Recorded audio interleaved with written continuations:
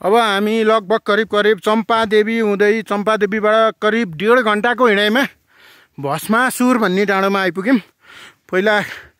पहिलाको धार्मिक ग्रन्थहरूमा पनि भस्मासुर डाँडा भन्ने सुनिन्छ होइन दाइ? हो, त्यही डाँडोमा सुन्यौँ। अब यहाँबाट भालेश्वर महादेव जान्छ। त्यो चाहिँ कति टाइम लाग्छ थाहा होइन। डढेलो लाएर पुरै जङ्गल चाहिँ कालै भएर रहेछ। अलिअलि निउरो पलाउने सिजन छ। कुहिरो लाएर हामीले तलको भ्यू देख्न पाएनौँ।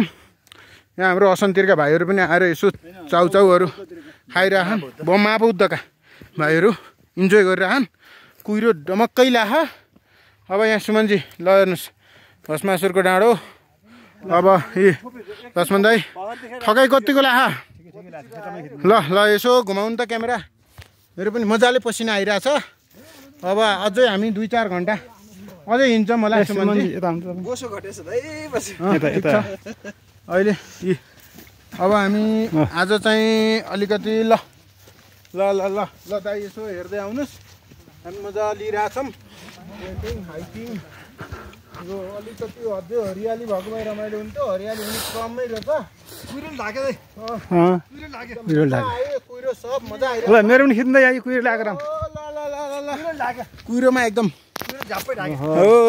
यो हो नि त नेपाल भनेको। नेपाल घुमौँ साथी हो, नेपाल घुमौँ।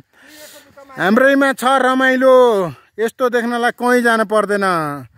यो त काठमाडौँको एकदम नजिकै 2-3 घन्टामै आउन सकिने ठाउँ। स्वर्गको अनुभव हुन्छ। डाँडो यस्तो रमाइलो छ। हिँडाइको थकान जति सबै यहाँ आएपछि समाप्त हुन्छ। ओह्रालो हो, हामी ओह्रालो जाने हो। बडा रमाइलो भइरहेको। अब यो हामीले युट्युबमा राख्छौँ। मजा आयो, साथीभाइले हेर्छन्। तर ओह्रालै छ त। तर डढेलो चाहिँ चारैतिर लाएर छैन। एकछिन त खोल्नु पर्यो नि। 2-4 मिनट यसो साथीहरूलाई देखाउनु पर्यो। नगएका साथीहरूले पनि हेर्लान्, लोभ्यलान्, यसो आयो भने ज्यान बनाउलान्। आन्तरिक पर्यटनको प्रवर्धन गरौँ। आफू धेरै बाँचौँ, साथीहरूलाई पनि धेरै बचाऊँ भन्ने सिद्धान्त छ है। काठमाडौँको धुवा धुलो कोलाहलबाट केही समय भए पनि मुक्ति पाऊँ भन्नको लागि हामी यहाँ आइरहेछौँ।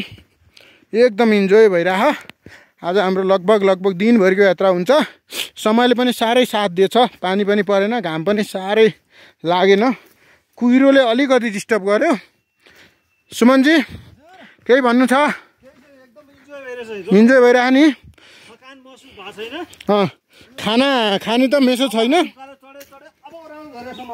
तल गएर अब एउटा कुखुरा काटेर खानुपर्छ हामीले। 3 जनाले एउटा कुखुरा भ्याइएला। अनि बिस्तारै झर्नुपर्छ। यहाँबाट हामी मच्छेगाउँ झरिन्छ। मेरो घर नजिकै झरिन्छ। ठिक भयो।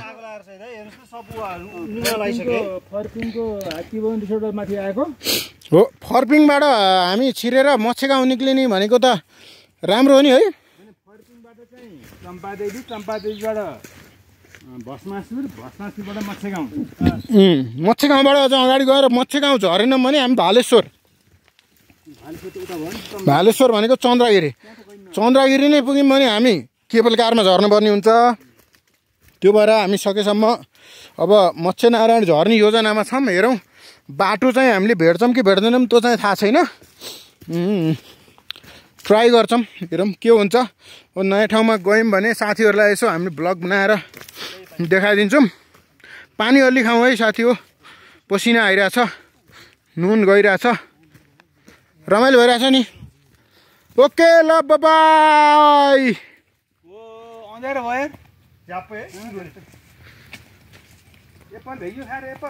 एप्पल छ।